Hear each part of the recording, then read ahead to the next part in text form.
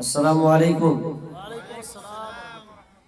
আলহামদুলিল্লাহ নাহমাদুহু ওয়া নাস্তাঈনুহু ওয়া নাস্তাগফিরুহ মান ইয়াহদিহিল্লাহু ফালা মুদিল্লা লাহু ওয়া মান ইউদ্লিলহু ফালা হাদিয়া লাহু وأشهد أن لا إله إلا الله وحده لا شريك له وأشهد أن محمدا عبده ورسوله الذي أرسله بالحق بصيرا ونذيرا وداعيا إلى الله بإذنه وسراجا منيرا أما بعد فإن خير الحديث كتاب الله وخير الحدي حدي محمد صلى الله عليه وسلم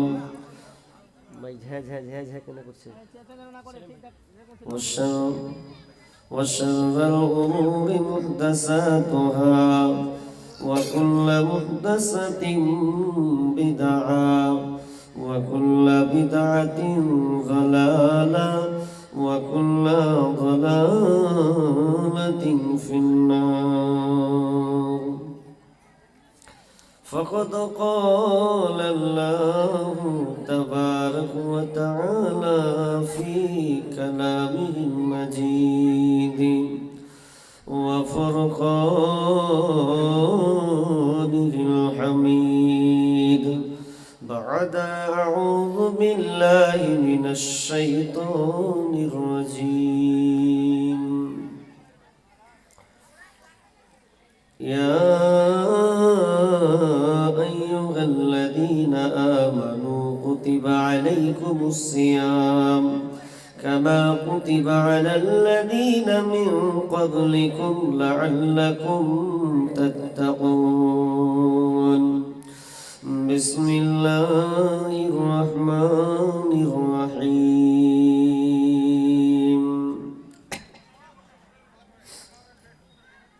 لن ينال الله لحومها ولا دماؤها ولكن يناله التقوى منكم وقال النبي صلى الله عليه وسلم ذاق طعم الإيمان رضي بالله ربا وبالإسلام دينا وبمحمد رسولا মাইক ভালো নেই, ছ্যাঁক ঝাঁক ঝোঁক আওয়াজ হচ্ছে। ইকো দাও, আওয়াজ বাড়াও, আর আওয়াজে একটু কেউ কিছু পাওয়ার বেশি দেওয়া আছে, ওই জন্য ছ্যাঁ ঝাঁক হচ্ছে।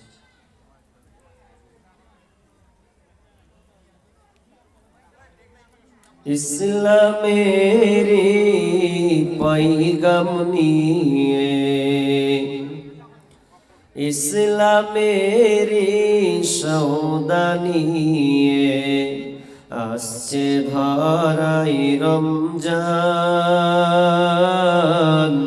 ভোরের আগে নিয়ত বন্ধ ভুল করো না মুসলমান ভুল করো না মুসলমান রমজানেরই 30 রোজা মাফ হবে তোর গুনার বোঝা মাসুম শিশুর মতো প্রভু জীবন তোমায় করবে দান ভোরের আগে নিয়ত বন্ধ ভুল করো না মুসলমান এই মাসেতে একটি রাত্রি সবে কাদার নামটি যায় মাসের সেরা সেরা মুছাই পাপীর দুঃখ ভার। এই মাসেতে একটি রাত্রি সবে কাদার নামটি যার হাজার মাসে সেরা সেরা মুছাই পাপীর দুঃখ ভার। এই মাসেতে এই রাতেতে নাজিল হলো নবীর উপর আল কোরআন। ভোরের আগে নিয়ত বন্ধ ভুল করো না মুসলমান, ভুল করো না মুসলমান। এই মাসেতে দুইটি খুশি, একটি খুশি ইফতারের। এই মাসেতে দুইটি খুশি, একটি খুশি ইফতারের, অপরটি হয় আল্লাহর দিদার রোজ হাসরের প্রান্তরে। এত সুন্দর মধুর ডাকে যে জন সাদা লুকিয়ে থাকে, রোজ হাসরে কাঁদবে সেদিন পাবে না কো আল্লাহর দান। ভোরের আগে নিয়ত বন্ধ ভুল করো না মুসলমান, ভুল করো না মুসলমান। জান্নাতেরি ৮ দরজা, জান্নাতেরি ৮ দরজা, রাইয়ান নামের একটি দ্বার। সেই দ্বারেতে যাবে কেবল যারা আল্লাহর রোজাদার। রোজাদারের মুখের ঘ্রাণ বৃক্ষ নাভি খুশবু সমান, তাই তো এদের এত আদর করেন প্রভু রহমান।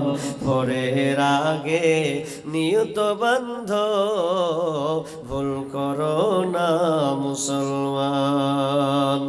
ইসলামেরি পাইগাম নিয়ে, ইসলামেরি সওদা নিয়ে আসছে ধরায় রমজান। ভোরের আগে নিয়ত বন্ধ ভুল করো না মুসলমান। ভোরের আগে নিয়ত বন্ধ ভুল করো না মুসলমান। লিল্লাহি তাকবীর। এত আসতে হলো কি রে? ও ফুটবল মাঠ লয় তো এই জন্য নাকি? ফুটবল ময়দান হলে খুব জোরে হতো। কোথাকার 12টা প্লেয়ার এদিকে আর ওইদিকে 12টা প্লেয়ার, একটা মাঝখানে ফুটবল, বলছে এইদিকে মারছে ওইদিকে লাথাছে। তো দেখছি যে গোলটা কে করতে পারবে। বলটা যখন গেল গোলের দিকে যখন ঢুকছে, আর যখন একটা প্লেয়ার যখন পাটাম করে যখন একটা গোলে সেই করে ঢুকে গোল, মানে তখন কইতে হয় না আপনা আপনি বেরালো গোল কোহাটা, ওটা বলতে লাগে না। আর নারায়ে তাকবীর যখন আল্লাহ স্লোগান দিতে বলছি, তো মনে হচ্ছে প্যারালাইসিস রোগী বসে আছে সবটি, যেখানে নেকি আছে বলতে কি আছে। দেখি আপনারা কতটুকু আল্লাহকে ভালোবাসেন।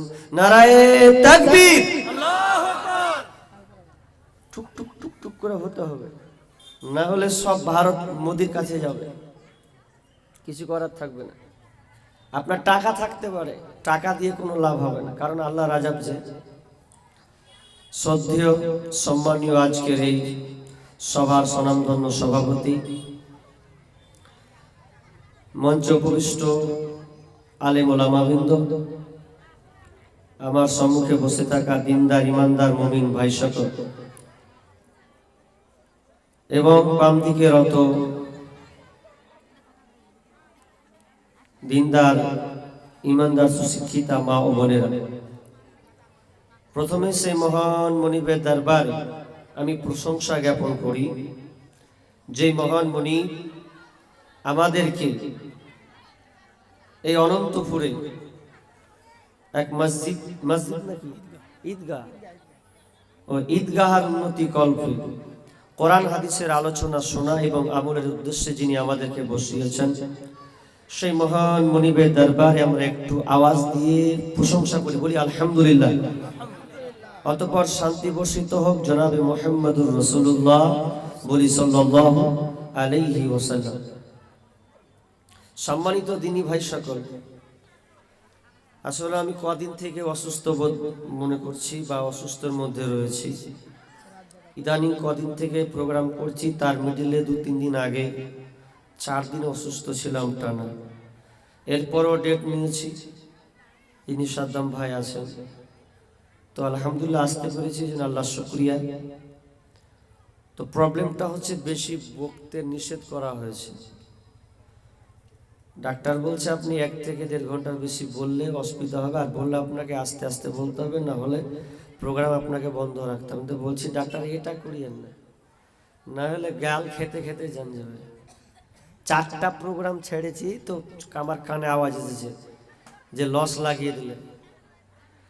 একটা তো মানুষ, ও তো বলা তো যায় না রে ভাই, আজকে ভালো আছি কালকে অসুস্থ, দুনিয়া ছেড়ে চলেও যেতে পারে, এর কোনো গ্যারান্টি আছে? মানুষ ওগুলো বুঝবে না। ডেট লিয়েছে এলো না কেন, কাকে বুঝাবেন?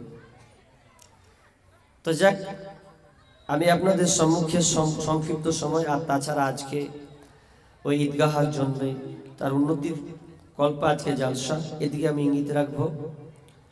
যারা এখনো রাস্তাঘাটে ঘোরাঘুরি করছেন ভাই, যদি লাত লজ্জা থাকে, শরম হায়া যদি বলে কিছু থাকে, তো অন্তত আজকের দিনে বসা উচিত। মেলা বহুত দিন আছে, জিলাপি খাওয়া অনেক সময় আছে, কারণ আজকে যে গুরুত্বপূর্ণ দিন সামিয়ানার নিচে বসা, এটা কত যে গুরুত্বপূর্ণ এই নাদানেরা বুঝেনি এখন, ওই জন্য ও জিলাপির দোকানে এখনো ঘুরছে। একটা রাজা নৌকা পার হবে, তো নৌকা যদি পার হবে তো রাজার কাছে কোনো টাকা নাই, ওর কাছে গলাতে হার আছে, গলা হার আছে। তো মাঝিকে বলছে, এই মাঝি ভাই, খুব তাড়া আছে রে ভাই, আমাকে পার করে দে তুই। মাঝি যখন রাজাকে পার করে দিছে, তো পার করে দেওয়ার পর এবার মাঝি তো কিছু পাওনা লিবেও, পয়সা যখন লিছে, তখন রাজার কাছে কিন্তু নাই, ওকে গলার হার দিয়ে দিছে গো, গলার হার। মাঝি কইছে আমি এটা লিব না, আমি লিব পয়সা বুঝি, তোমার এটা লিব না হবে। ও নাদান বুঝলো না যে গলার হার যে কত দামি, এটা রাজার গলার হার থাকা কত দামি জিনিস, মানি মুক্তা দিয়ে গড়ানো, সেটা দিচ্ছে মাঝি, লিতে চাই না। তার মানে ও হতভাগা। একটা লোক পাশে দিয়ে বলছে কি ব্যাপার গো, বলছে এই ব্যাপার। তখন ওই লোকটা বলছে তাহলে আমাকে দিয়ে দেন, আর ক টাকা কয় পাওনা লাগবে দিয়ে দিছি আমি। ও নিয়ে বাড়ি চলে গেল। তো ঠিক তেমনি ভাবে আজকে স্টেজটা, আজকে প্রোগ্রামটা তার কামিয়াবের জন্য, তার পাপ থেকে মুক্ত হওয়ার জন্য, সঠিক দিনে ফেরার জন্য আজকে ব্যবস্থাপনা করা হয়েছে। ও মামুর ছেলে দেখো গা, ওই জিলাপির দোকানে ঘুরছে, এখন বুঝলোই না যে আজকে স্টেজের কত দাম আছে। আমি আর ভূমিকা টানছি না, আমি সংক্ষিপ্ত বিষয়, গুরুত্বপূর্ণ বিষয়, অনেক আলোচনা শুনেছেন, আগে অনেক বহু গাজালও শুনেছেন, এবং তারপরের বক্তা মুমিন সম্পর্কে আনফালে সূরা দিয়ে আপনাদেরকে বুঝানো হয়েছে, বুঝিয়েছে। আমি ছোট্ট একটি আয়াত পড়েছি, একখানা হাদিসে নববী পাঠ করেছি। আমি আজকে যে বিষয়টা আপনাদের সামনে বলেছি, আর এটা আমার কাছে নতুন বিষয়, আমিও স্টাডি করে আপনার কাছে নিয়ে এসেছি। বিষয়টা হচ্ছে রমজানের প্রস্তুতি। সামনে রমজান মাস আসছে, এই রমজান মাসকে স্বাগতম আপনি কিভাবে জানাবেন, এটা তো জানা লাগবে কি লাগবে না? অবশ্যই, কারণ রমজান মাস একটা রহমতের মাস, বরকতের মাস, একে আপনাকে স্বাগতম জানাতে হবে। তাহলে স্বাগতম জানাতে গেলে আপনাকে কি কি করণীয়, কি কি বর্জনীয়, কি করতে হবে, কি করতে হবে না, এই কয়েকটি ডিটেলস আপনাকে আমি দিয়ে আজকের মতন সমাবেশ টানবো। ইনশাআল্লাহ পরে বাংলাদেশের বক্তা আপনাদের সামনে হাজির হবে ইনশাআল্লাহ। আমি টিপস টোটাল কোরআন হাদিস থেকে বের করেছি 5টি টিপস আজকে আপনাকে দিব। আমি শুধু ধ্যানের সঙ্গে ভালো করে শুনবেন, খালি ধান্দাই থাকবে না, হাসাচ্ছে না কানাচ্ছে। আমার কথাগুলোকে খুব গুরুত্বপূর্ণ মনোযোগ দিয়ে শুনতে হবে, তাহলে আপনি কামিয়াবি হবেন। আপনার বাড়িতে মেহমান আসবে, মেহমান যখন আসবে আপনি জানলেন যে আমার বাড়িতে 4 জন 5 জন মেহমান, এই জন্য আপনি বসে থাকেন না তার জন্য আপনি ব্যবস্থা করবেন? কোনটা ব্যবস্থা করবেন? তো ব্যবস্থা করবেন। কি ব্যবস্থা? ওর শুরু থেকে নিয়ে শেষ পর্যন্ত যা লাগে, খাওয়া দাওয়া থেকে শুরু করে, বিছানা থেকে শুরু করে, বাথরুম টয়লেট থেকে শুরু করে সমস্ত কিছু তার জন্য আপনি সুন্দরভাবে পরিবেশন করবেন, যাতে মেহমানের কোনো কষ্ট না হয়।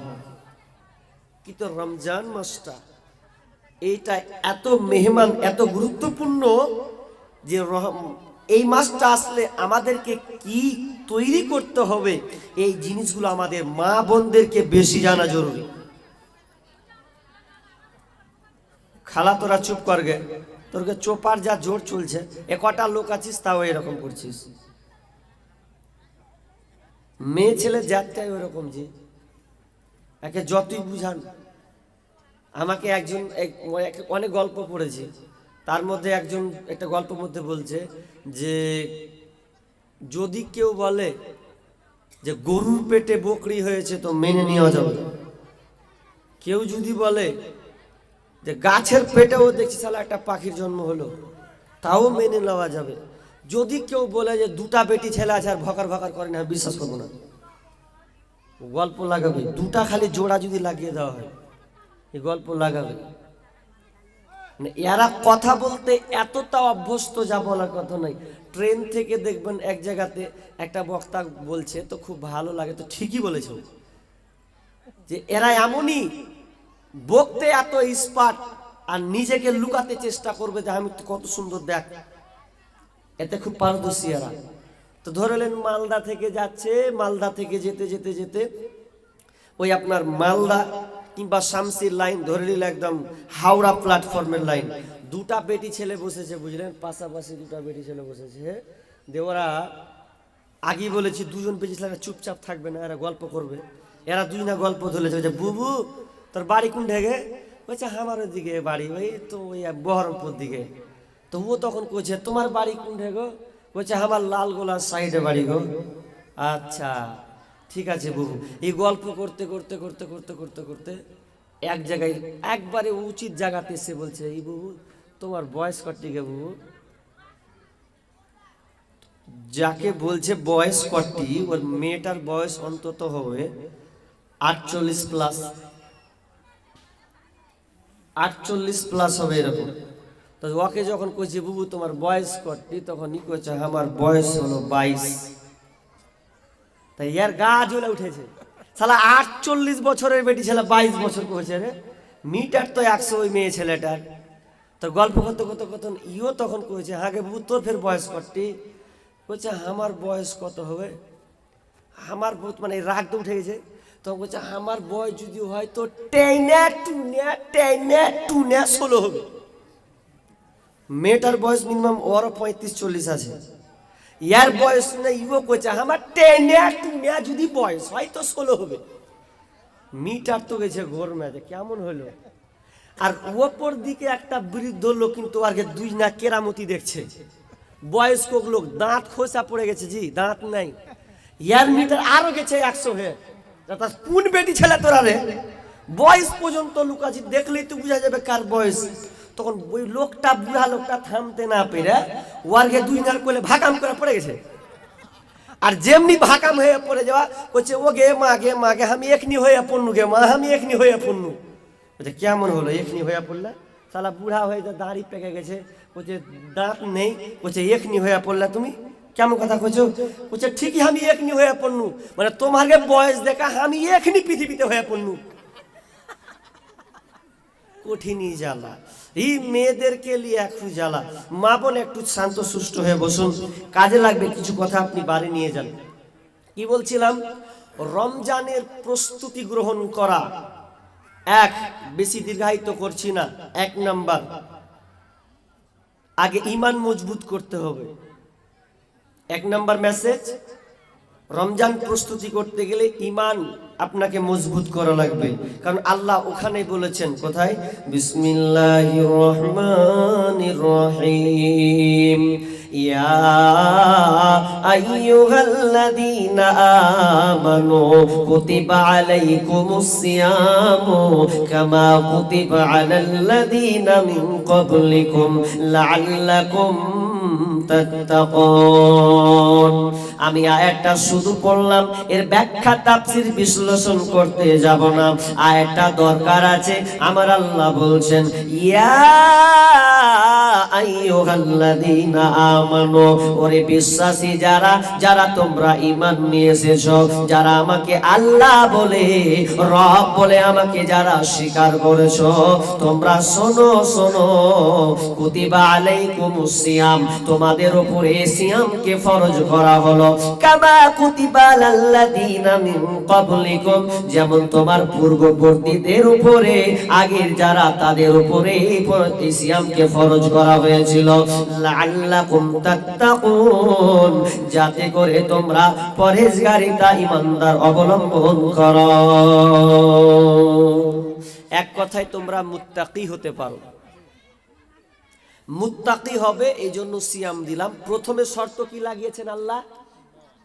ঈমানদার, মানে ঈমান 100 পাকাপুক্ত হতে হবে।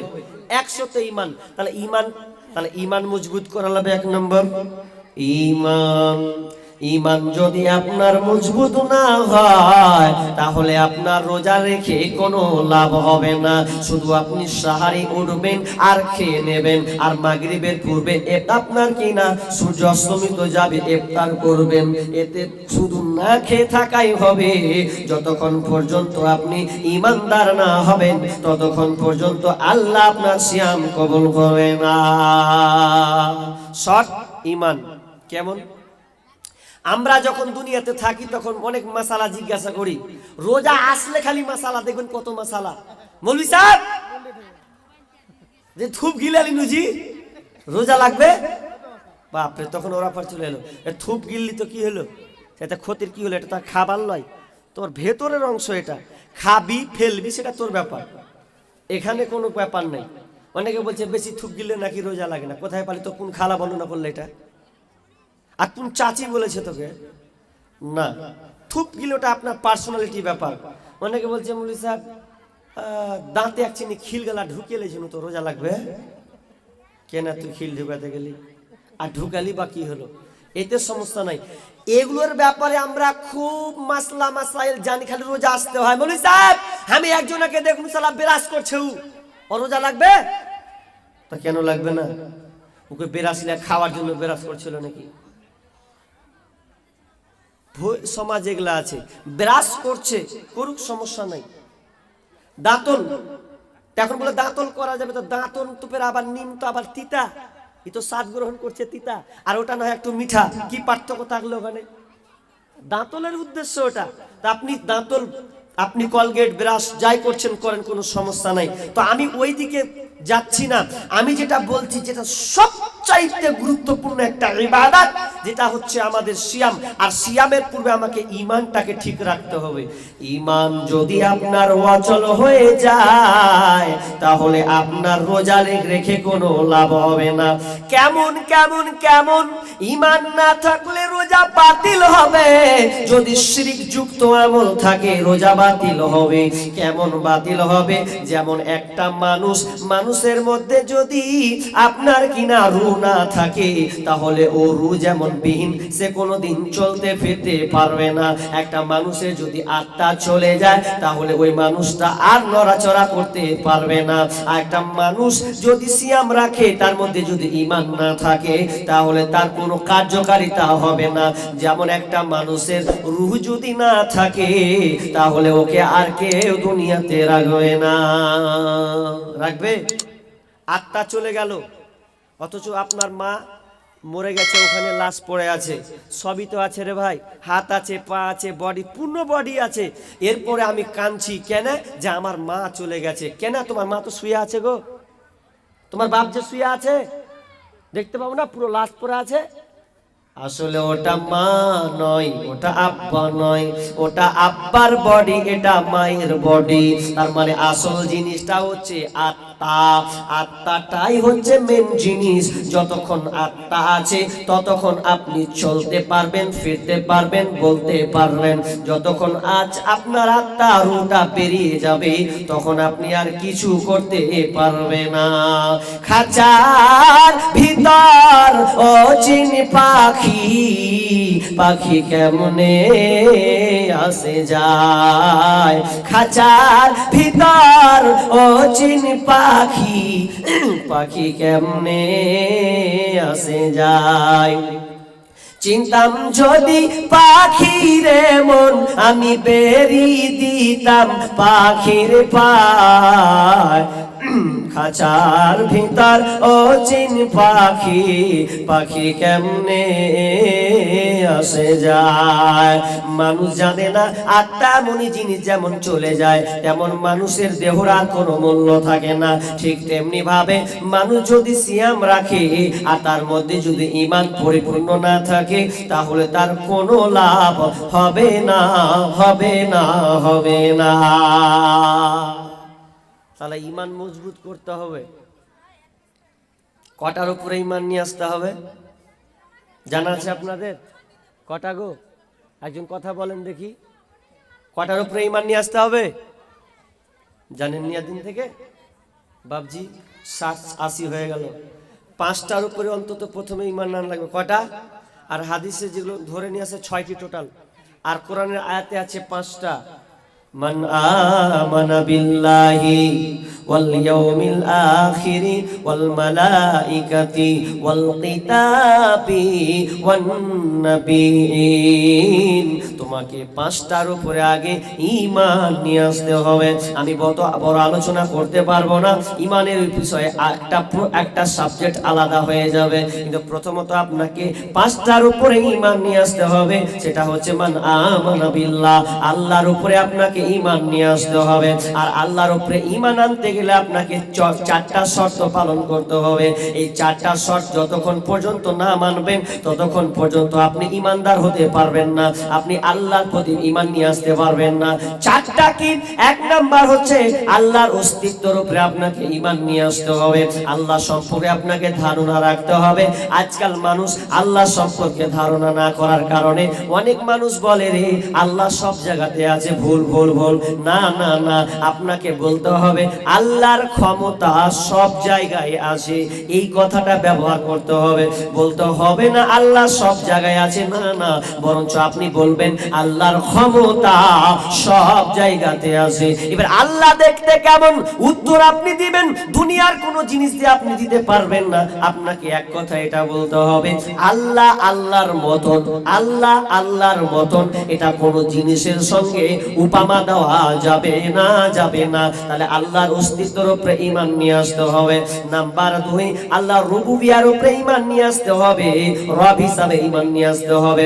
তারপরে উলুহিয়া অর্থাৎ উপাস্য, আপনার উপাস্য হিসাবে আপনাকে ঈমান নিয়ে আসতে হবে। তার 4 নম্বর হচ্ছে আসমা ও সিফাত, অর্থাৎ তার গুণবাচন, তার মানে আল্লাহ তার গুণ নামক যে আছে ওই বৈশিষ্ট্য, আল্লাহর সিফাতি নাম, তো এই নামের উপরে আপনাকে ঈমান নিয়ে আসতে হবে। লম্বা কথা আছে, আমি ওদিকেও জানবো না, সব শর্ট কেটে দিয়ে পালাই। 4টার উপরে আগে আপনাকে ঈমান নিয়ে আসতে হবে। 4টার উপরে আল্লাহর অস্তিত্ব আছে, আর আল্লাহর রব হিসাবে, আল্লাহকে উপাস্য হিসাবে, তিনি একজন উপাস্য। আর তারপর আল্লাহর সিফাত, আল্লাহর সিফাতি গুণবাচক নাম, এগুলোর উপরে আপনাকে ঈমান নিয়ে আসতে হবে। আমরা জানি আল্লাহর 99টি নাম এই আপনার গুণবাচক না, 99 অধিক, অনেক। কোন তাফসিরে লিখেছেন 9000, কোন তাফসিরে 9000 লিখেছেন। তাহলে আপনি 99 বললেন কি করে? এটা মানুষ বলছে আর কি। তো কি বলছিলাম, আল্লাহর এই গুণবাচক নামের উপরে আপনাকে ঈমান নিয়ে আসতে। গুণবাচক বুঝেন মানে তিনি রাজ্জাক, তিনি আমাদের খাওয়ান। কে খাওয়ান? আল্লাহ। তো তিনি দাতা, তিনি রহমান, তিনি রহিম, তো অনেক নাম আছে। তো সন্তান কে দেন বলেন তো, জোরে বলেন। এদিকে আপনাদের কোনো পিতির আছে নাকি? নাই, অন্যদিকে আছে। তো আপনারা মানেন না আলহামদুলিল্লাহ, কিন্তু আমাদের মুর্শিদাবাদের মানে আহলে হাদিস তবু কিভাবে মানে জানেন? মানে ওরকম মানালয়, ছেলে হয় না, বেটা হয় না, বেটি হয় না, হাঁটলো লিয়া কোথায় যাব? তো বীরভূম ডিস্ট্রিক্ট। কোথায় যাব? পাথর চাপড়ি। ওরা পাথর চাপড়ি গিয়ে সন্তান চায়, সন্তান বেটা যে হয় না, তো কি করবে? এই জন্য তারা ওখানে গিয়ে চায়। কেমন করে চায় বলবো?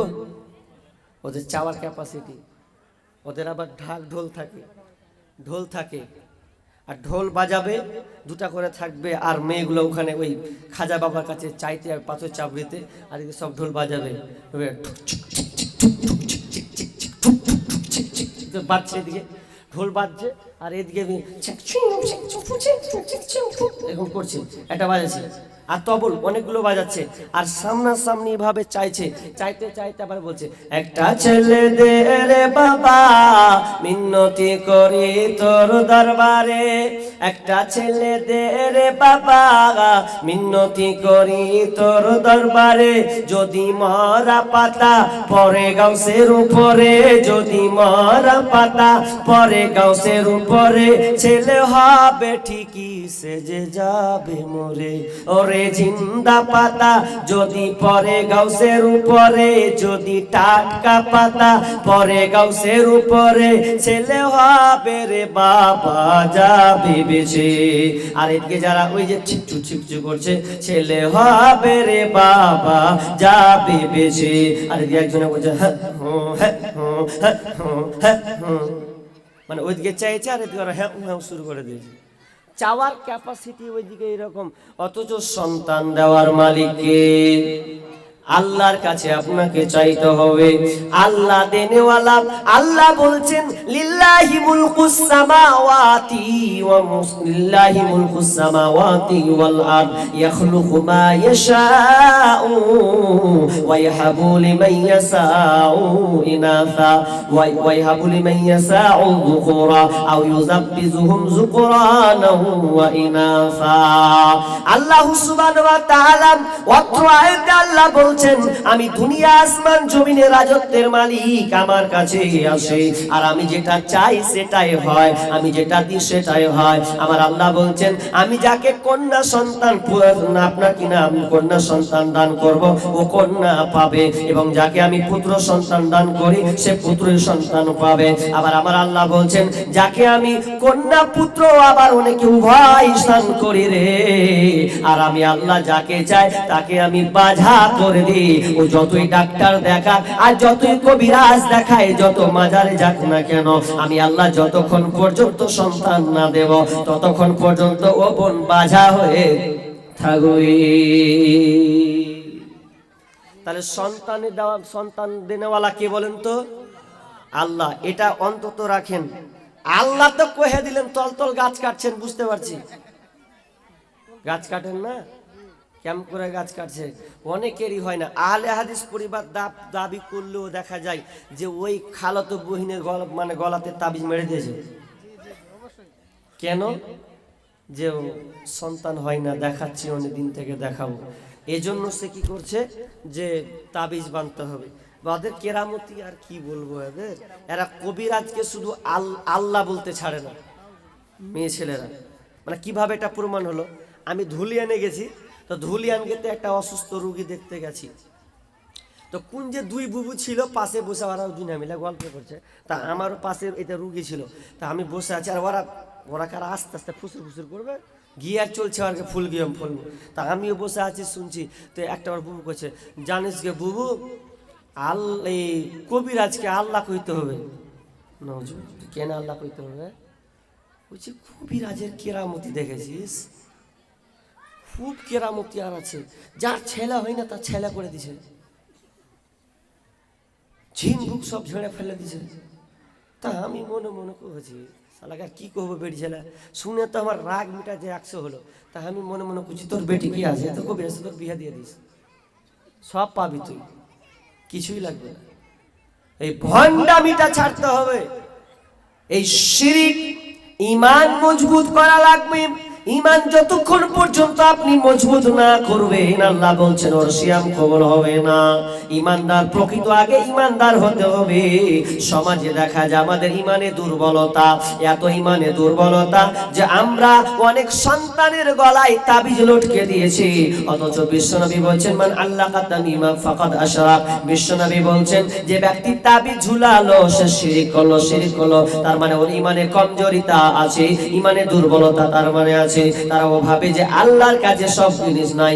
হিন্দুরা যেমন হিন্দুরা ভাবে আল্লাহ, ওরাও জানে সৃষ্টিকর্তা একজন আল্লাহ, কিন্তু ওরা আল্লাহ বলে না, ভগবান বলে। কিন্তু ওরা আবার মূর্তি দেবীকে পূজা করে। কেন করে? আপনার কিনা যখন কালীকে তারা মানে কি মানে না? কালীকে মানতে গিয়ে কেন মানে? কারণ কালীর কাছে সমস্ত শক্তি আছে, তার মানে শক্তি ভান্ডার ওর কাছে লুকানো আছে। দেখবেন ওরা শিবলিঙ্গ মানে, শিবকে কেন মানে? এই জন্য তারা মানে যে কোনো মেয়ের বিয়ে হয় না বা মেয়ের বিয়ে দিবে, এই জন্য তারা ভালো সুন্দর স্বামী, ভালো একটা জামাই খুঁজবে, এই জন্য মেয়েটাকে শিবলিঙ্গের কাছে নিয়ে যাওয়া হয়। একজন হিন্দু দোকানদার দোকান যখন খুলবে, দেখেন বাবা লোকনাথের একটা মূর্তি থাকে, আর ওখানে তারা কাঠি মেরে দিয়ে তার কোনো পূজা শুরু করে দেয়। কেন? তার দিন মানে যেন তার ব্যবসাটা ভালো হয়, যেন ইনকামটা যেন ভালো হয়, এই জন্য তারা ওগুলোকে মানে। মুসলমান না হিন্দু মানতে পারে, কিন্তু তোমার রব, তোমার স্রষ্টা, তোমার মাবুদ এমন একজন মাবুদ যার কাছে ধনভাণ্ডার মাল, কোনো কিছুই তার কাছে অভাব নাই। তুমি যেটা ইচ্ছা তুমি চাইবে, তোমার রব তোমাকে দিবে। ইমানে দুর্বলতা লেগে আছে। একটা লোক নামাজ পড়ছিল, ভালোই নামাজ পড়ছিল জি, তো নামাজ পড়তে পারে একটা বেটা আর একটা বেটি। তো নামাজ পড়তে হঠাৎ লোকটা নামাজ ছেড়েই দিলে। তো নামাজ ছেড়ে দিলে তো কারণ থাকবে, তো কি কারণে নামাজ ছাড়ছো? তো একজন জিজ্ঞাসা করছে, হ্যাঁ গো চাচা, কি ব্যাপার নামাজ পড়তে ছেড়ে দিলে যে? তো কি বলছে জানেন? বলছে কানাকে ডেকে কি হবে? ভাষা দেখেন কি বললো, বলছে কানাকে ডেকে কি হবে। এই কথাটার অর্থ কি? এবার ওর অর্থ দেখেন কি বলছে। বলছে আমার একটা বেটা একটা বেটি, আমার বেটিটা অসুস্থ ছিল, ভালো কথা। আমার বেটাটা বিদেশ যেত, 2 মাস 3 মাস থাকতো, আমাকে 15,000 করে টাকা পাঠাতো। তো এমন করলে যে আমার বেটার টাকা আনতো, জড়ো করতো, খেতে পেতাম। তো আমার আল্লাহ এমনই কাজ করলে আমার বেটিটা অসুস্থ ছিল, তো বেটিটাকে লিয়ে লিতি, তো বেটিকে না মানে না লিয়ে আমার বেটাকে লিয়ে। ওই জন্য বলছে যে কানাকে ডেকে কি হবে, মানে ওর মধ্যে বিশ্বাস, মানে ওর বিশ্বাস ছিল কি যে আমার বেটা এড়ে ছিল, শক্তি ভালো ছিল, ও ইনকাম করে নিয়ে আসতো, আমি ওর খেতাম। তো এখন নেই, তো ও চলে গেল, মানে আমি এখন খেতে পাবো না। তাহলে আচ্ছা, ওর আকীদাটা ঠিক না ভুল? কথা বলেন, ভুল। রুজির মালিক কে? আল্লাহ তো না মমতা খালা? আল্লাহ 100-তে। আর তো মায়েরা তো খুব খুশি, খালি পায়রা মাশাআল্লাহ 500 টাকা করে দেয়, আর কদিন পর ফের 1000 টাকা করে দিবে খালাগালাকে। বাড়াতে পারে মার্চ এপ্রিলের পরে বাড়ার কথা আছে, 1000 করে দিবে। আর একজনা কইছে বুক ফুলিয়া মিডিয়ার সামনে, বলছে ব্যাপার নেই, আমার বুবু খালা, আমার মমতা দিদি আছে, কাজ হয়ে যাবে, আর স্বামী না দেখগা 1000 করে পাবো, সবকিছু ল হবে অতি। বাপরে। আর আগে ফুল বলছে, পাওয়ারও চলছে খুব, আগে থামাই কে? তো কি বলছিলাম, তাহলে রুজির মালিক হচ্ছেন আল্লাহ, এই বিশ্বাসটুকু আপনাকে নিয়ে আসতে হবে। রুজির মালিক আল্লাহ, এই ব্যাপারে বিস্তারিত যদি আপনাকে বলি 1-2-3 ঘন্টা পার হবে। কারণ রুজির ব্যাপারে অনেক বই লেখা আছে, আপনারা পড়ে শুধু দেখবেন, আমি ওই দিকে গেলাম না। তাহলে আমাকে প্রথমত আগে ঈমান মজবুত করতে হবে। যতক্ষণ পর্যন্ত ঈমান মজবুত না করব রে, ততক্ষণ পর্যন্ত আমার সিয়াম কবুল হবে না। আবার ঈমান আনো রে, কালেমা পড়িয়া পশ্চিমে তাকাইয়া দেখো বেলা যাই ডুবিয়া। আবার ঈমান আনো রে, আবার ঈমান আনো রে, কালেমা পড়িয়া পশ্চিমে তাকাইয়া দেখো বেলা যাই ডুবিয়া। আবার ঈমান আনো রে। শিরকি আর কুফরিতে সমাজটা আজ ভরা, নানান তরিকাতে মানুষ ব্যস্ত দিশে হারা। হারা, শিরকি আর কুফরিতে সমাজটা আজ ভরা, নানান তরিকাতে মানুষ ব্যস্ত দিশে হারা। আরে যে যার পথে চললে মানে, আরে যে যার পথে চললে মানে কোরআন হাদিস ছাড়িয়া, আবার ঈমান আনরে কালেমা পড়িয়া, পশ্চিমে তাকাইয়া দেখো বেলা যায় ডুবিয়া, আবার ঈমান আনরে, আবার ঈমান আনরে কালেমা পড়িয়া, পশ্চিমে তাকাইয়া দেখো বেলা যায় ডুবিয়া, আবার ঈমান আনরে। তাহলে প্রথমত ঈমান মজবুত করুন, ভুল পথে আছেন ছেড়ে দেন। এক নম্বর শর্ত আল্লাহ, আর এক নম্বর শর্ত হচ্ছে যে আপনাকে প্রথম প্রস্তুতি করতে হবে, ঈমান ঠিক করা লাগবে। নাম্বার 2, নিয়ত সহি করা লাগবে। নিয়ত বিশুদ্ধ করতে হবে। আপনাকে রুটিন তৈরি করে নিতে হবে, এই রমজান মাসটাকে কিভাবে অতিবাহিত করব, কিভাবে আমি পার করব, সময়টা কিভাবে আমি ব্যয় করব। এই জন্য আপনাকে প্রথমত নিয়াত নিয়ে আসতে হবে। ইন্নামাল আমালু বিন্নিয়াত, এটা অনেক হাদিস আছে, এটা কিন্তু অনেক ভাব বেঁধে দেওয়া আছে। তাহলে নিয়াতটা আপনাকে বিশুদ্ধ করতে হবে। প্রত্যেকটা আমল কিন্তু নিয়াতের উপরে নির্ভরশীল হবে। আল্লাহ সুবহানাহু ওয়া তাআলা বলেন, লাইয়ানাল্লাহু লুহুমুহা ওয়ালা দিমাউহা ওয়ালাকিন ইয়ানালুহু তাকওয়া মিনকুম। আল্লাহ সুবহানাহু ওয়া তাআলা বলেন যে আমি কোন আপনার কিনা গরু, আপনার কিনা রক্ত মাংস, এগুলো আমি আল্লাহ দেখি না। আমি মানুষটার অন্তর দেখি, তার অন্তরটা বিশুদ্ধতা আছে কিনা, তার মন থেকে কি বলে, তার অন্তর নিয়াতটা আমি দেখব। আমি দুনিয়ার কোনো কিছু বাহ্যিক দৃষ্টি আমি দেখতে চাই না। শুধু এখানে অর্থটা ওখানে লাগানো হবে না, তার মানে আপনাকে নিয়ত বিশুদ্ধ করা লাগবে। নিয়ত করেন যে আমি পুরো 30টা সিয়ামকে পালন করব সুন্দরভাবে, এবং কিভাবে কাটাবো এই পরিকল্পনাটা আগেই নিয়ে নেন, আগেই পরিকল্পনাটা টেনে নেন। তাহলে দেখেন আল্লাহ তাআলা, কেন জানেন, নিয়তটা এমনই একটা জিনিস যে মানুষ নিয়তকে যদি ভালো নিয়ত করে আর যদি মরে যায়, তাহলে আল্লাহ তাকে তার সওয়াব দিয়ে দেবেন। নিয়ত এত দামি জিনিস। আপনি নিয়ত করেছিলেন রমজান মাসে রোজা রাখবো, আপনি রাখতে পারলেন না, কি হয়তো আপনি অসুস্থ হয়ে গেলেন বা আর কিছু হয়ে গেলেন, বা আপনি দুনিয়া ছেড়ে চলে গেলেন, তবুও লিপিবদ্ধ করা হবে যে ওই বান্দা নিয়ত করেছিল। আর একটা মেসেজ মন আপনাকে বলি, ভালো করে শোনো মেয়েরা, মানুষ 30টা রোজা করতে গিয়ে অনেক সময় মানুষ আধা দিন ভুলে যায়, উঠতে পারে না, এরকম হয় না? হয় কি হয় না? এরকম হয় যে 30টা রোজা করতে গেছি, হয়তো মিডিলে 15টা 20টা রোজা রাখতে রাখতে একদিন মা উঠতে পারেনি, আব্বা উঠতে পারেনি, কেউ উঠতে পারেনি, সকাল হয়ে গেছে। তো এখন কি করবেন খালা? ভাত রান্না শুরু করবেন নাকি? যদি এরকম হয়ে যায় যে আপনার সকাল 6টা হয়ে গেছে, 7টা হয়ে গেছে, সাহারির টাইম শেষ, আজান হয়ে গেছে, তাহলে তুমি কি করবে? নিয়াত কর। আগে বলেছি না যে নিয়ত করে রাখে ঘুমাতে হবে। তাহলে নিয়াত করে যখন তুমি ঘুমাতে যাবে, সকাল যদি হয়ে যায়, তাহলে তোমাকে আর রোজা ভাঙতে হবে না। তুমি সাহারি খেতে পাওনি, তবুও তুমি রোজা থেকে যাও, তোমার রোজা হয়ে যাও। আর যদি মনে করো যে আমি পারবো না, সাহারি খেতে পাইনি, আমি চলতে পারবো না, আমার কষ্ট হবে, তাহলে তুমি ছেড়ে দাও, পরে তুমি পূরণ করে দাও। আর যদি মনে করো যে আমি পারবো, থেকে যাব, তাহলে আপনি ওই রোজাটা ছাড়বেন না, ইফতার করবেন। কথা বুঝতে পেরেছেন? নিয়ত করে আপনাকে ঘুমাতে হবে যে আমি এই কালকে রাখবই, এই নিয়ত। তাহলে নিয়তের ব্যাপারে অনেক কথা আছে, বললাম না। তাহলে 2 নাম্বার, নিয়ত আপনাকে বিশুদ্ধ রাখতে হবে, নিয়ত পরিকল্পনা করতে হবে।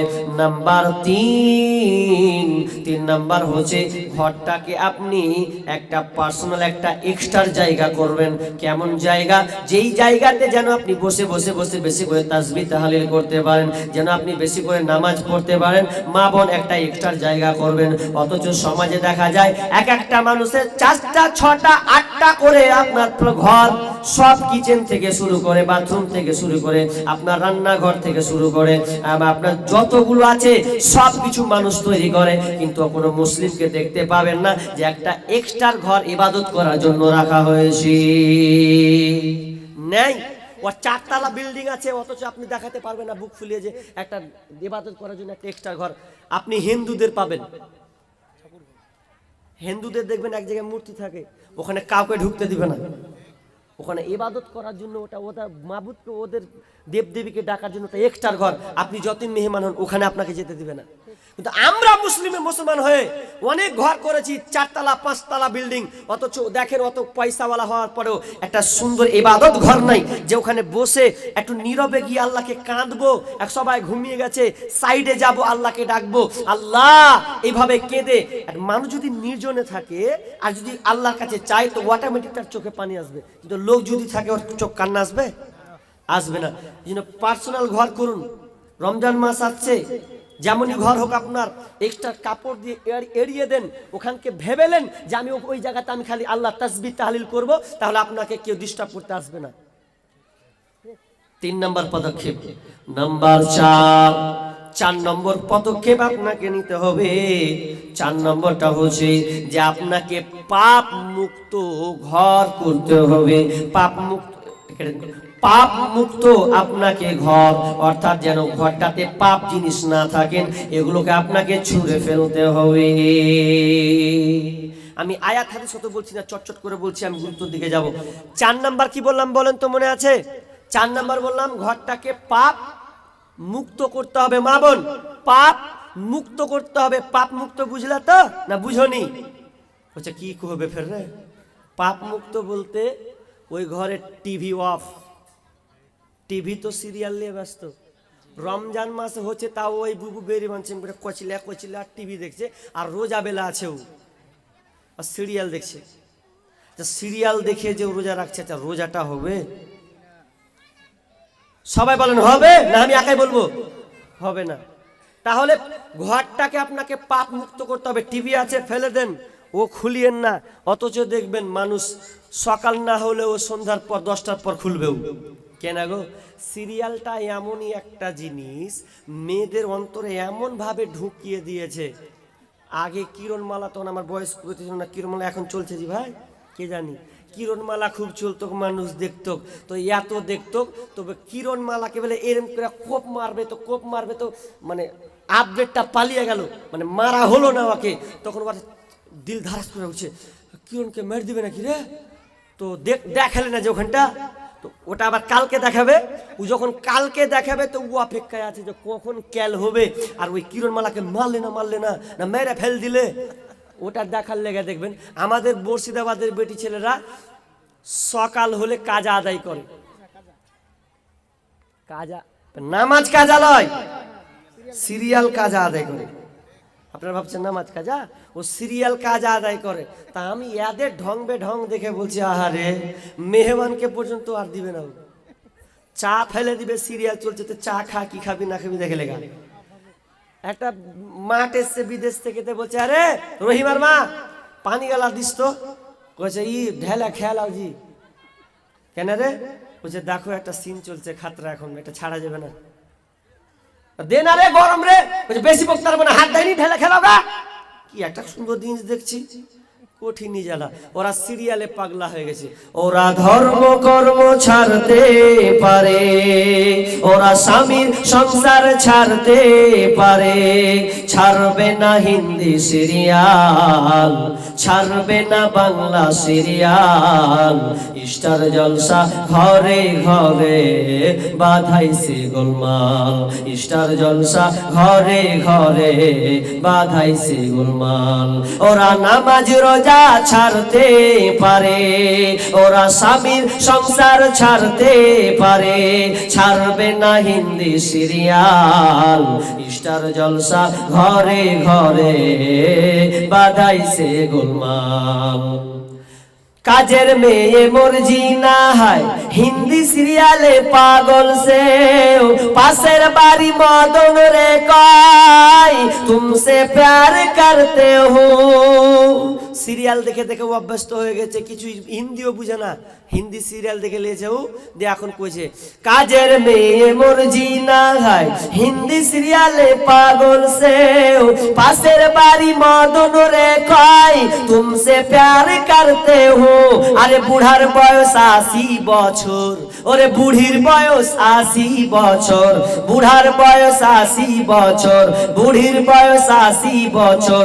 হিন্দি সিরিয়ালে মারে তাল, স্টার জলসা ঘরে ঘরে বাধাইছে গোলমাল, স্টার জলসা ঘরে ঘরে বাধাইছে গোলমাল। ওরা স্বামীর সংসার ছাড়তে পারে, ওরা নামাজি রোজা ছাড়তে পারে, ছাড়বে না বাংলা সিরিয়াল। স্টার জলসা ঘরে ঘরে বাধাইছে গোলমাল, স্টার জলসা ঘরে ঘরে বাধাইছে গোলমাল। বোন মাপ চাই, আল্লাহ তওবা করো। সামনে সিয়াম রমজান মাস আসছে, রোজাকে মোকাম্মল করো, কমপ্লিট করা ধরার চেষ্টা করো। তবে এই পাপগুলোকে মুক্ত করতে হবে, মোবাইলকে মুক্ত করতে হবে। এ তো মেয়েদেরকে একটা ডেলিভারি দিলাম, আর আপনারা কত সাধু, এর হাতে ফের মোবাইল। সকালে হয়ে গেছে, কইছে কেমন করে দিনমান পার করবার। তোমাকে তো বলে দিলাম তুমি মসজিদে ঢুকে যাও, নাহলে বাড়ি এক প্রান্ত এমন ভাবে বসো টাইমটা জিকির করতে করতে পার করো। তো মোবাইল দিয়েও জিকির করছে, মোবাইল দেখুন দিন জিকির হবে গো। ও ফেসবুক খুলে দিলে মানে ও চললো, এভাবে ধরলো ফেসবুক চলছে, এই দেখবো ওই দেখবো করতে করতে করতে করতে আর ইমানের 13টা বাজিয়ে দেবে, রোজাই বেকার হয়ে যাবে। তো ফেসবুক দেখতে দেখতে দেখতে, আর সবচাইতে বড় রোগ ফের আমাকে হাসি লাগছে বেশি, রমজান মাস এলো যে ওর পাপকে মুক্ত করে দিবে, ও ফুলটা আমাকে প্রশ্ন করছে, মৌলভী সাহেব জানেন একটা হার অফার আছে। কি অফার জি?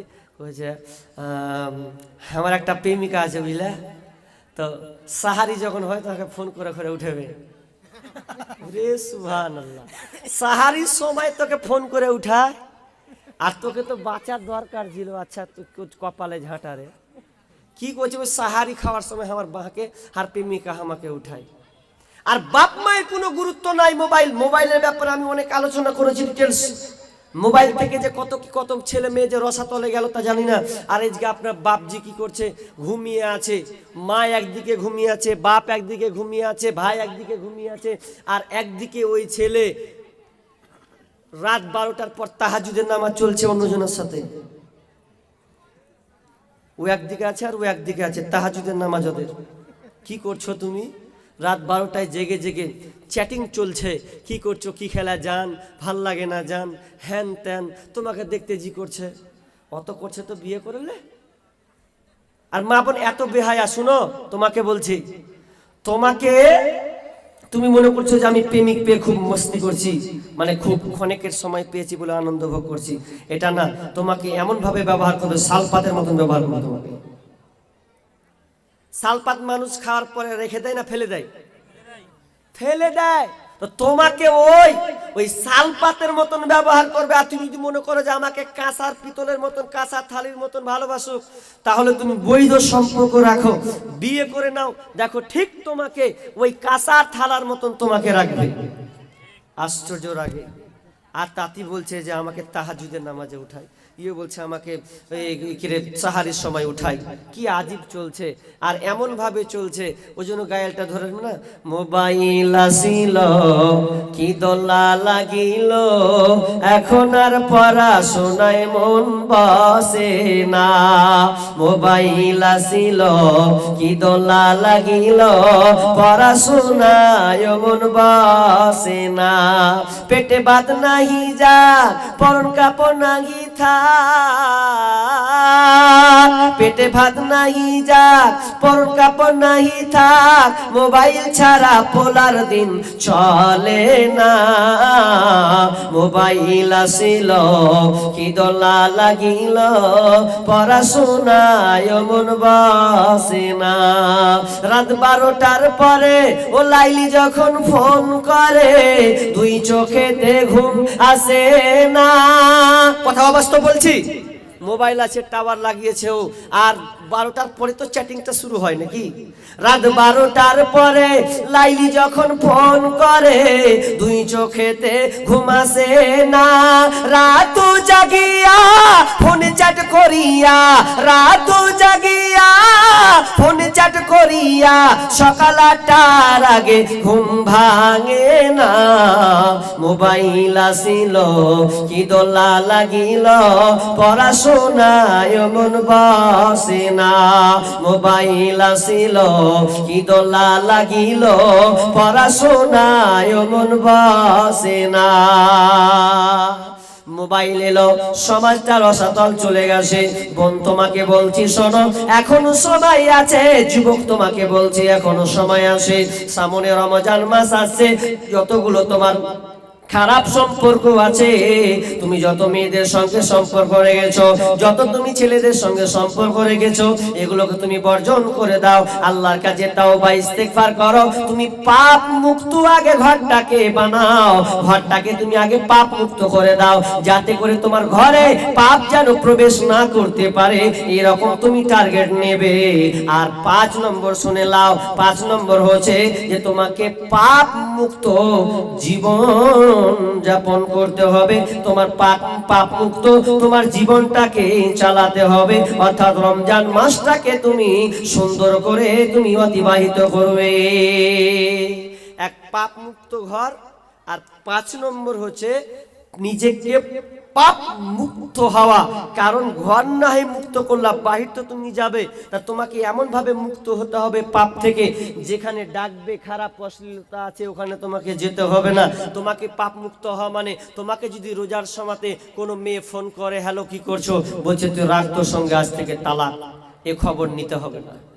বোন তোমাকে যদি কেউ ফোন করে, বলে দাও যা হয়েছে হয়েছে, মাফ, আল্লাহর কাছে তওবা ইস্তেগফার হয়ে যাও। তাহলে নিজেকে আগে পাপ মুক্ত হতে হবে। 5টি কথা বললাম, এই 5টি কথাতে আগে অন্তত আগে নিজেকে রেডি করুন, তারপরে আপনি সিয়াম ধরুন। দেখেন আল্লাহ তাআলা আপনার সিয়ামকে পূর্ণ করবেন। কারণ হাদিসে আছে, মান সামা রমাদানা ঈমানাও ওয়া ইহতিসাবা গুফিরা লাহু মা তাকদ্দামা মিন যামবি, আছে না হাদিসে? তাহলে এটা হাদিসে যে 2টা শর্ত লাগা আছে। অনেকে হাদিসটা এইভাবে বলে দেয় যে কেউ যদি রমজান মাসে রোজা রাখে তো পূর্বে যত পাপ আছে ক্ষমা হয়ে যাবে। তো সবার আগে আমি পাপ করে বেড়াবো, রমজান মাসে তারা মুক্ত হয়ে যাবে? হাদিসে ওরকম বলেছে।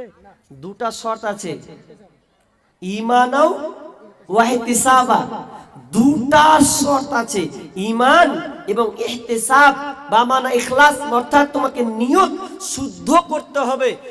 এই 2টা জিনিস শুদ্ধ করে তাহলে তুমি এবার রোজা রাখবে, আল্লাহ তোমার সমস্ত পূর্বেকার গুনাহ মাফ করে দেবে।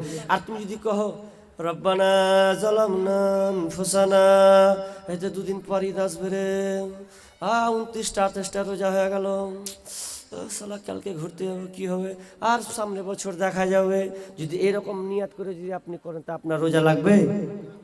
যে কার সেই যদি আপনি করেন কোনো লাভ হবে না। তো যাক, আমি বললাম লম্বা করিনি, এটা আমি প্রায় অন্য জায়গাতে 1.5-2 ঘন্টা লাগাই, তো আমি কেটে কেটে সেটা আমি যা করলাম 5টা কমপ্লিটলি। কিন্তু মানুষ দেখবেন রোজা আসলে এগুলো প্রস্তুতি গ্রহণ করে না। কি করে? কইছে কি প্রথম দিন কইছে কয় কেজি গরু গোসলি বুঝি আব্বা, প্রথম দিন তুমি গরু গোস দিয়ে শুরু করবে, তো পোলাও দিয়ে তুমি শুরু করবে। আর ই কইছে আজকে মাছ নিয়ে আসি, আজ প্রথম রোজায় আজকে সাহারিটা মাছ দিয়ে চলবে।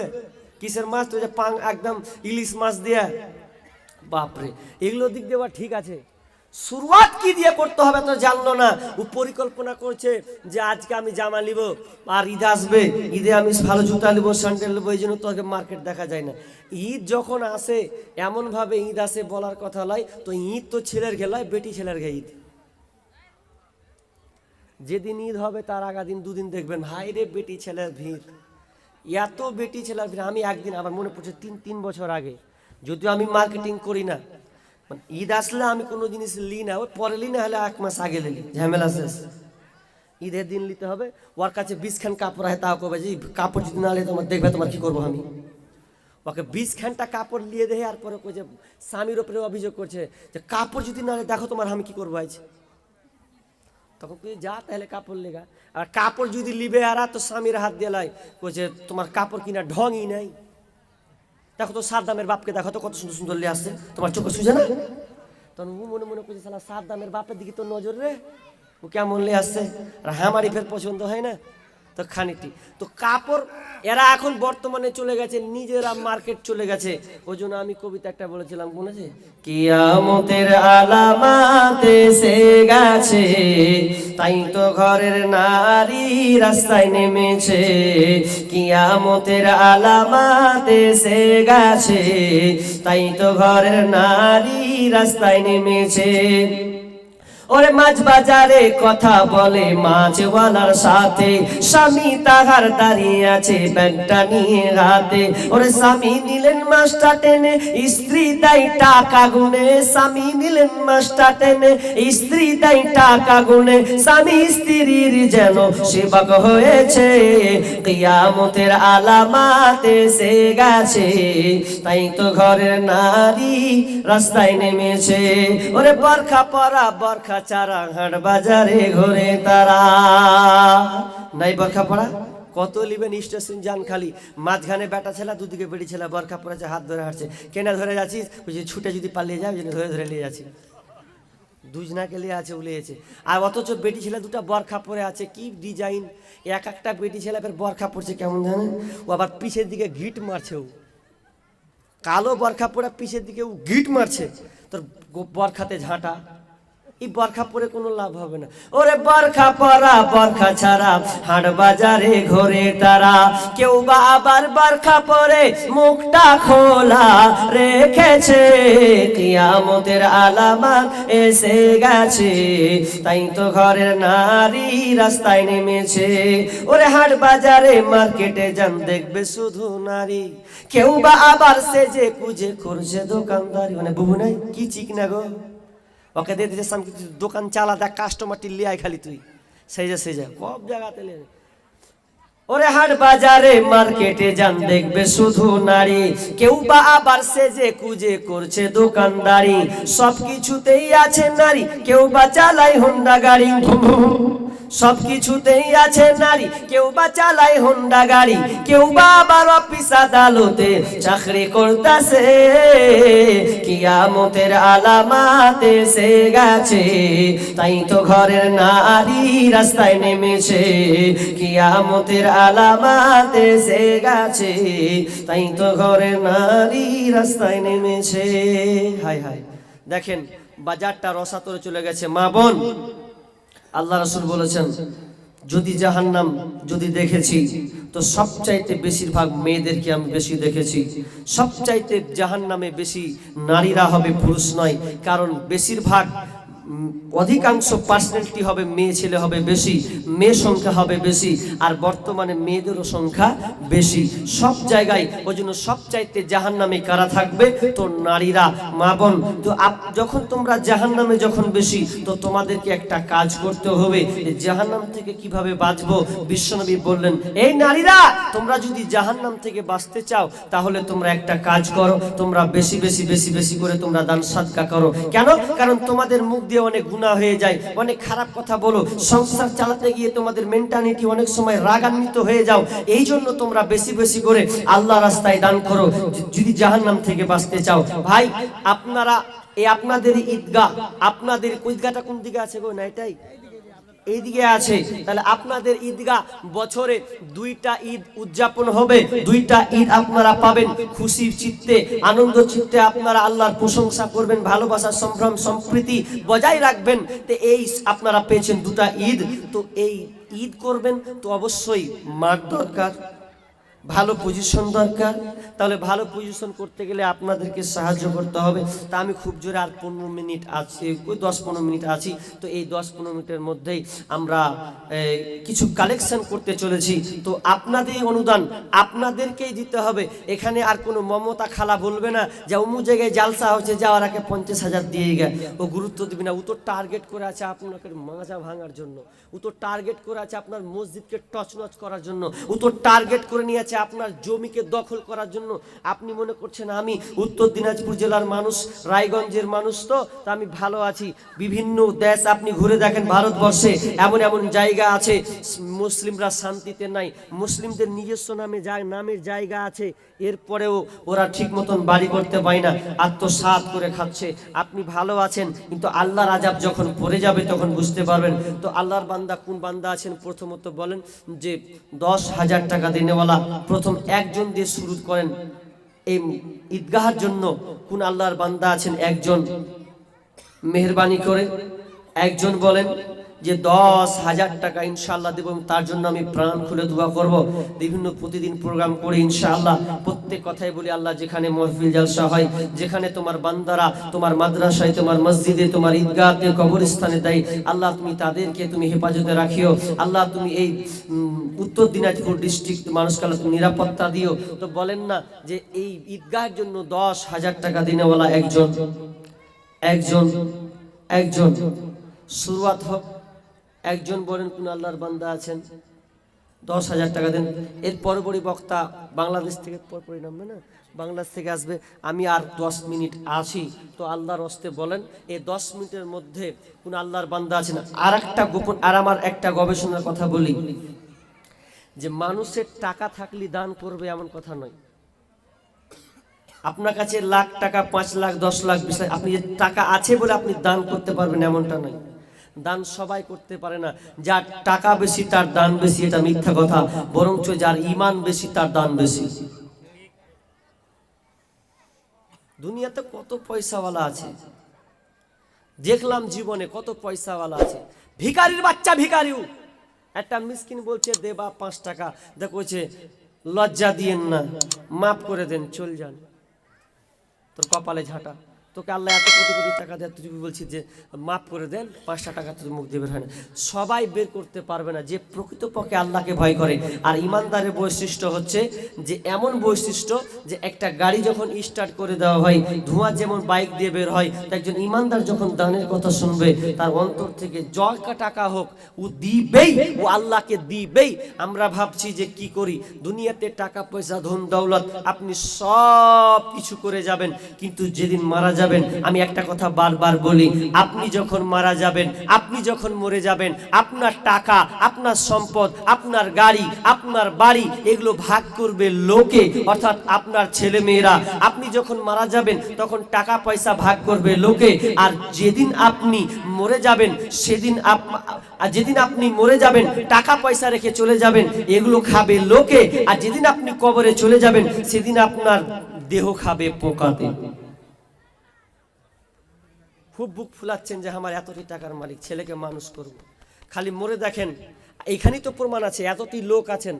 একজন বলেন কয়জন দেখলে, এই বুড়া বাপজি আপনাদের বলছি, বুক নিয়েন না, বলেন বুক ফুলিয়ে বলতে পারবেন যে আপনার বেটা আপনার জন্য কত টাকা দান করবে? অথচ আপনার টাকা ওড়িশের টাকা ওরা নিবে, ভাগ করবে। খালি মরে দেখেন, কবরে যেদিন যাবেন সেদিন বুঝতে পারবেন যে আমি এতটি তো আমি করেছিলাম, আজকে আমি দিলাম না, আমার সন্তানরা ওড়িশ হিসাবে পেয়েছে। কত মিডিয়া দেখলাম, কত দেখলাম বাপজি লোককে কানতে, কত বাপকে দেখলাম মায়ের লাশ পড়ে আছে, বাপ বেটা বলছে যাবো না, পুঁতে দাফন করে দেগা, তালা মেরে ভেতরে ঢুকে আছে, বলছে মায়ের লাশ দেখবো না, ফেলে দেগা। দুনিয়াটা এমন আস্তে আস্তে হবে, আস্তে আস্তে এগুলো আল্লাহর আযাব আসবে। তো আপনি যে ছেলের জন্য বলছেন যে আমি গাড়ি বাড়ি বেটার জন্য করে যাচ্ছি, আপনি ভরসা আছেন আপনি মরে গেলে আপনার জন্য সন্তান, জীবিত থাকাই তো কেউ দান করে না, তো মরে গেলে আপনার জন্য ক টাকা দান করে? আজকে প্রমাণ করা হবে, আজকে প্রমাণ হবে যে আপনার ছেলেরা সন্তানের জন্য ক টাকা দান করে। তো কোন আল্লাহর বান্দা আছেন বলেন, আপনার অ্যাকাউন্ট, আপনার জমি, আপনি য টাকা দিবেন ওটা আল্লাহ রাস্তায় জমা থাকবে। বিশ্বনবী বলছেন, এই সাহাবীরা তোমরা নিজের মালকে ভালোবাসো না পরের মালকে ভালোবাসো? সাহাবীরা বলছে, কেন আমরা নিজের মালকে ভালোবাসি, পরের মালকে কেন ভালোবাসতে যাব? তো বলছে তোমরা নিজের মালকে ভালোবাসো না, বরং তোমরা পরের মালকে ভালোবাসো। বলছে আল্লাহ রাসূল এটা কিভাবে? বলছে তোমার নিজের মাল কয়টা বলো তো দেখি। বলছে তাই তো। বিশ্বনবী বললেন, তোমার মাল হচ্ছে 3টি, তোমার মাল দুনিয়ায় 3টি, তবে 2টা নষ্ট হবে, একটা টিকে থাকবে। তিনটা মাল।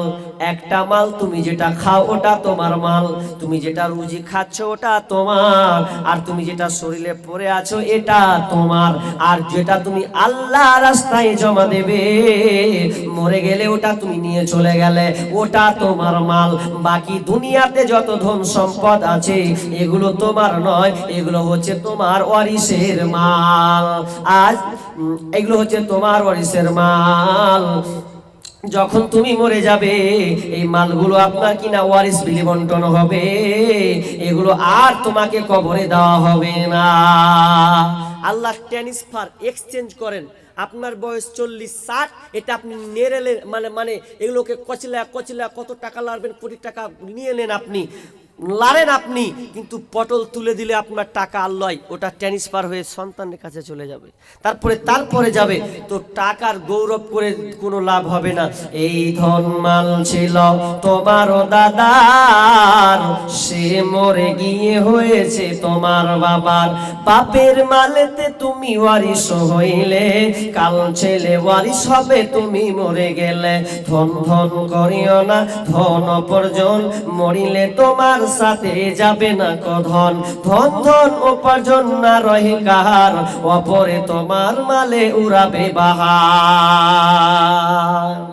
তাহলে আপনার মাল নয়, সব ওয়ারিসের মাল। এটা আল্লাহ খালি দিয়েছে লাড়তে, একটু লেরেলে খেলে স্যার আপনার থালার মতন ভাত যেটুকু খেয়ে এলেন, এরপরে ধুয়ে রেখে দেন, আর এক অন্যজন এসে খাবে। তো সেই রকম একজন আল্লাহর বান্দা বলেন না 10,000 টাকা নাই আছে, 5,000 টাকা একজন বলেন যে ইনশাআল্লাহ এই ঈদগাহার জন্য আমি আমার ব্যাংকে অ্যাকাউন্টে আল্লাহর খাতায় আমি জমা দিয়ে দিলাম, এই 5,000 টাকা ইনশাআল্লাহ দিয়ে দেব। নগদ নয়, আপনি খালি নামটা লিখে দিবেন যে আমি আল্লাহর হস্তে দিয়ে দেবো। একজন বলেন এতটি লোক মানে সব ভিখারি নাকি, না সব খেতে পান না 3 বেলা, না মাসে টাকা পয়সা কিছুই নেই, না কেমন কি জীবনে? আজকে আমার রেকর্ড হবে যদি এরকম হয়। গতকাল আদায় করে দিয়েছি 2-3-2.5 লাখ টাকা, তার আগাদিন আদায় করে দিয়েছি প্রায়, একজন দিল 70,000 টাকা, দিল 50,000, চাইলাম 20,000 বাড়লো। তো আর সবচাইতে দান মেয়েদের বেশি আমার হাতে হয় বেশি, কারণ উত্তর দিনাজপুর, এটা আপনাদের কি কালিয়াগঞ্জ, কিন্তু ওইদিকে দুহমনা এই যে আছেন উনি, একজন আছেন উনি জানেন, ওইদিকে মেয়েরা আমাকে এতটা ভালোবাসে আল্লাহর জন্য যে আমি যখন বলি কোন মা আছেন আংটি খুলে দেন, গলার হার দেন, চট করে আসবে, ফাড়া ভাড় দিয়ে দেবে, কারণ ওরা আল্লাহকে ভালোবাসে।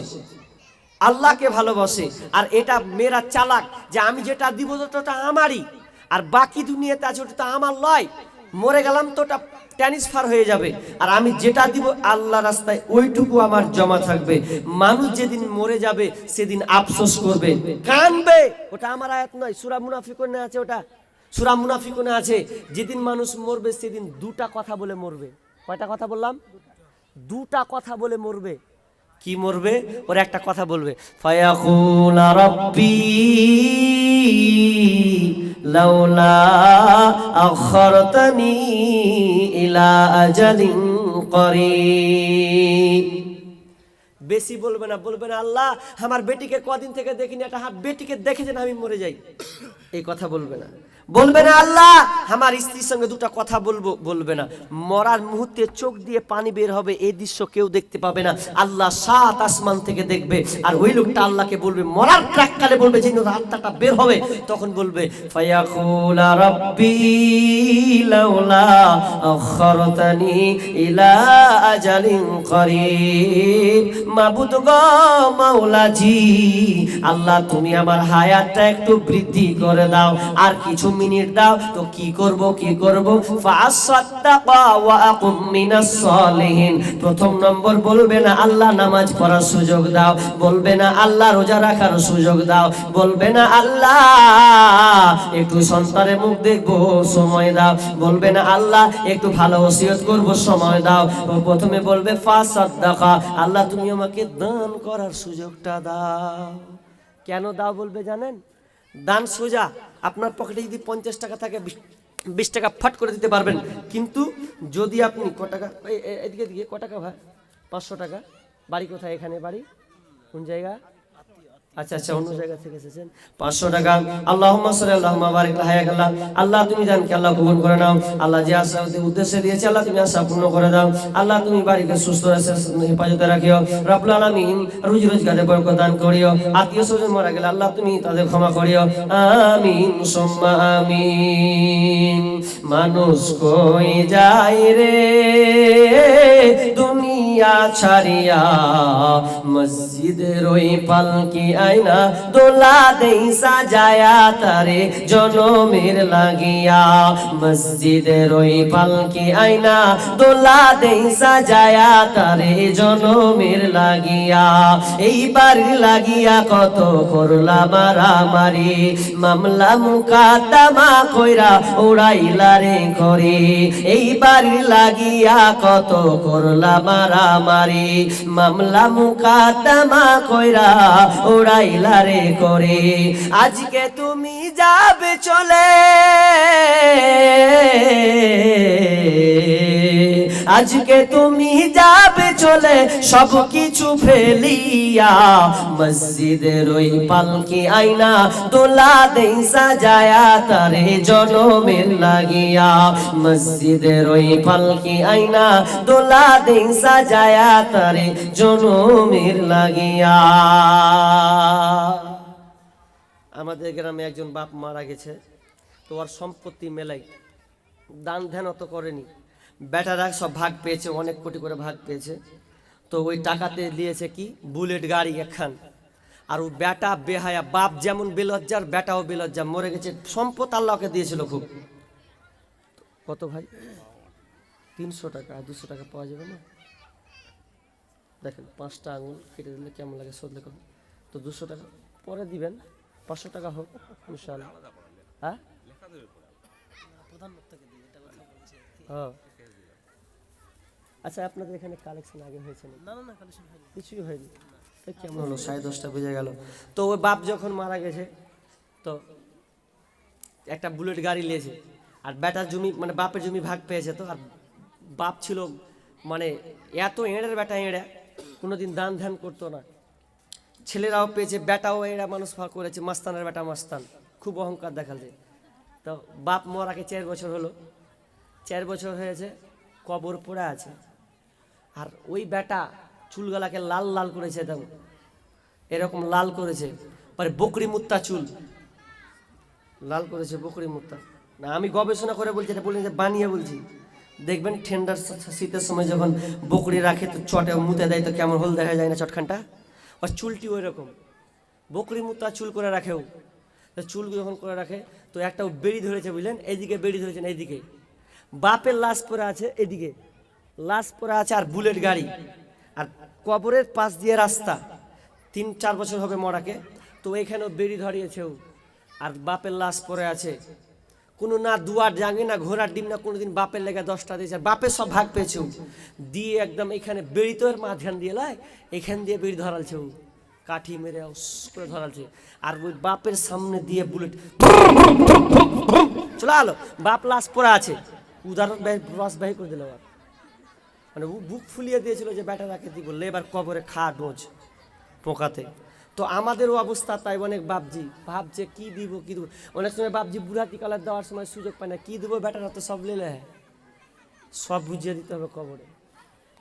মানুষ চালাক হতেছে, দুনিয়াবি বিষয়ে মানুষ চালাক হতে শিখেছে, কিন্তু আখিরাত ব্যাপারে চালাক হয়নি।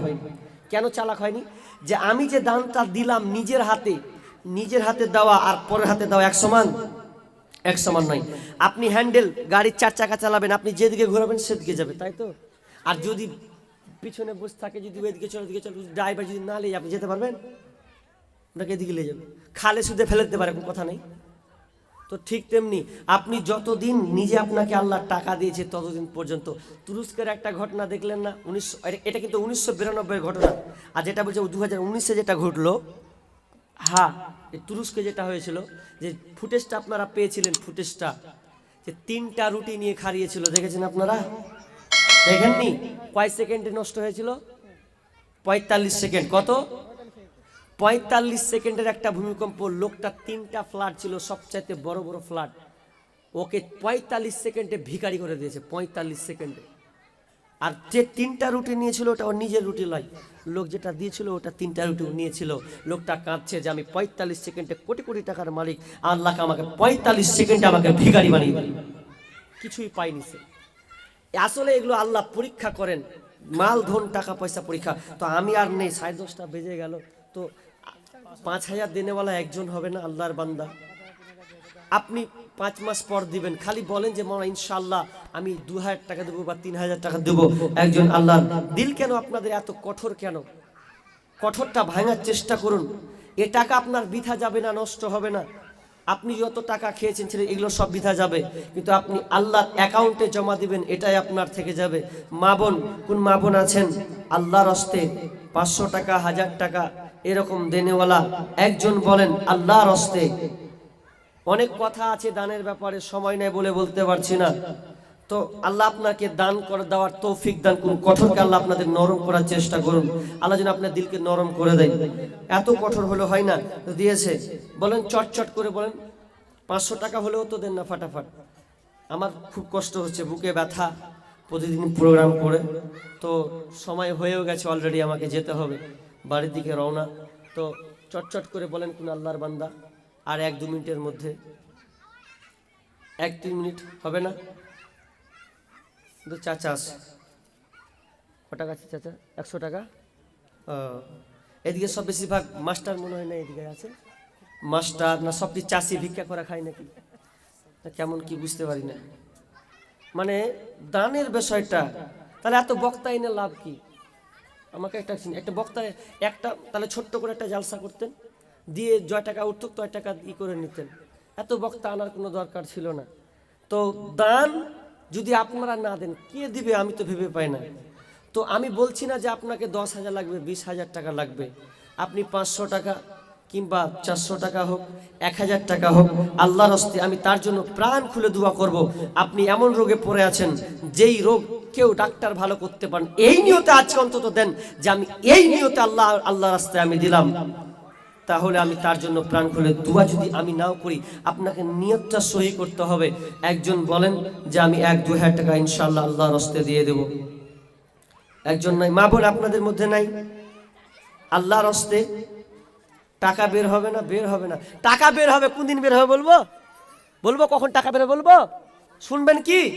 টাকা বের হবে যেদিনকে আল্লাহ এমন করে দিবে, এমন রোগ ধরিয়ে দিবে একটা, তখন 20 লাখ টাকা 10 লাখ টাকা কুচে যা আছে জান বাঁচা আমার, যা লিবি ডাক্তার তুই ঢেলে ঢেলে ঢেলে। আর এক জায়গায় মানুষ টাকা বের করে বলবো যখন আলেম ওলামা যখন বলে যে দে বাপ দে তোর ঘেলে গাই দে, তখন দেয় না। আর যখন ডাকাতে যখন গলায় ছুরি ধরবে, লে বাপ লে হবে জানটা বাঁচা সব লে লে হবে, খালি আমাকে বাঁচা। গলায় যখন ছুরি ধরে নেবে তখন যা আছে পকেটে সব নিয়ে লে বাপ, এখন বাঁচবো। আর চাওয়ার সময় কিন্তু পাওয়া যাচ্ছে না। তো মানুষ এত কঠোর হলে তো হবে না। আজকে জীবনে আমার লাইফে প্রথম 165টা প্রোগ্রাম, তার মধ্যে এটা 65 মানে এটা 66 চলছে। তো এত দিল কঠোরের দিকার লোক বলেন কত? 40? ও আচ্ছা আচ্ছা, ওটা এত কিনে লিখছেন? খাতা কই আপনার? হায় আল্লাহ, টাইম হয়ে গেছে না? টাইম হয়ে গেছে, আমি 1 মিনিট আছি। আমাকে ছেড়ে দিন, পরে বক্তা কিনে হাতে করুন। না হয় না তো 500 টাকায় বলুক না, আমি তো বলছি 500 টাকা ছটমট করে। আপনি 500 টাকা দিয়েছেন, আল্লাহুম্মা সাল্লি আলা বারিক আলাইহি। কি বলবেন? 1 বস্তা সিমেন্ট মশলা খাতা কইব? হায় আল্লাহ, এত আপনারা তো ফের দেখছি এক জ্বালা আজালা। এক তো লোককে কত কষ্ট করে বুঝিয়ে বুঝিয়ে লিছি, তার মধ্যে খাতা নেই, কোন জ্বালা হলো? 500 টাকা আল্লাহ দানকে আল্লাহ তুমি কবুল করে নাও। আর একজন আল্লাহ 500 টাকা দিয়েছেন, আল্লাহুম্মা সাল্লি আল্লাহুম্মা বারিক আলাইহি। আল্লাহ দানকে আল্লাহ তুমি কবুল করে নাও। আল্লাহ বালা মুসিবত করে দাও, আল্লাহ আত্মীয় স্বজন যদি অসুস্থ হয় সুস্থ দান করে দাও। আমিন সুম্মা আমিন। ও তোমার গুনাহ দিন ফুরাইয়া যাবে, হিসাবের দিন ফুরিয়ে যাবে, জৈবনে লাগবে ভাটি। ওই যে দেখো ডাকিতেছে তোমায় কবরের মাটি, ওই যে দেখো ডাকিতেছে তোমায় কবরের মাটি। সন্ধ্যার আগে যেদিন ডুবিবে বেলা এক পলকে বন্ধ হবে যত রঙেরই মেলা সন্ধ্যার আগে যেদিন ডুবিবে বেলা এক পলকে বন্ধ হবে যত রঙেরই মেলা কারে দিবা তুমি জোরে ধামো কারে দিবা জোরে ধামো কারবা মাথায় ভাঙবে লাঠি ওই যে দেখো ডাকিতেছে তোমায় কবরের মাটি ওই যে দেখো ডাকিতেছে তোমায় কবরের মাটি